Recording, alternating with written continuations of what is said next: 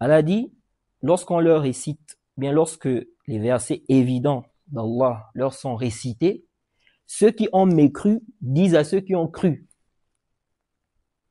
qui de deux groupes a une meilleure situation, ou bien a la situation la plus favorable et le meilleur ou la meilleure compagnie. Dans ce verset, Allah nous dit que lorsqu'on récite les versets, ceux qui ont mécru disent à ceux qui ont cru, qui parmi nous a la meilleure situation. Et ça, c'est parmi les égarements. Beaucoup de gens qui s'égarent, il y a beaucoup de gens qui s'égarent à cause de ça. Même jusqu'à aujourd'hui. Il y a des gens, ils se basent sur leur situation du dunya pour estimer qu'ils sont sur une bonne voie.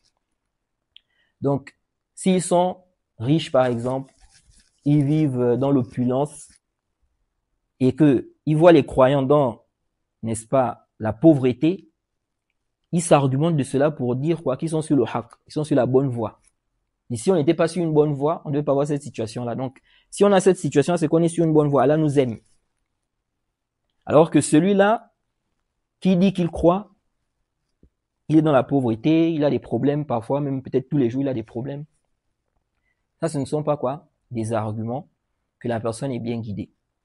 Parce que la dunya, Allah peut donner la dunya à celui qu'il aime, comme il peut la donner à celui qu'il n'aime pas. Et Allah est sage. Donc, le fait d'être pauvre ou d'avoir même des épreuves, ce n'est pas l'argument que tu es égaré, que tu n'es pas sur une bonne voie. Le fait d'être riche aussi, être dans l'opulence, tu vois que tu n'as pas vraiment des problèmes ou bien tu as moins de problèmes, ce n'est pas un argument que tu es sur la vérité. Il ne faut pas être trompé par cela. La vérité se détermine par le kitab wa sunnah, la compréhension des pieux prédécesseurs. C'est ça le haqq. Que tu sois pauvre ou riche, c'est par là qu'on va déterminer celui qui est sur la vérité.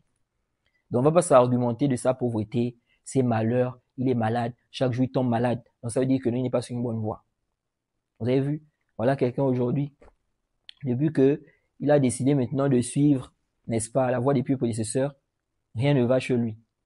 Il va de problème en problème.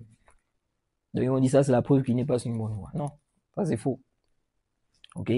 La vérité, lorsque tu vois le haqq, le fait d'être pauvre, le fait d'avoir des épreuves, ça ne doit pas te détourner de quoi? De la vérité. Donc ils ont dit, qui est donc meilleur? Qui est donc meilleur? Quelle est la situation, n'est-ce pas? Ou qui est donc celui-là qui est sur une meilleure situation? Et donc ils ont pris ça comme argument pour estimer qu'ils sont sur le haqq. Et quiconque fait scission d'avec le messager, après que le droit chemin lui est apparu, et suit un sentier autre que celui des croyants, alors nous le laisserons comme il s'est détourné, et le brûlerons dans l'enfer. Et quelle mauvaise destination!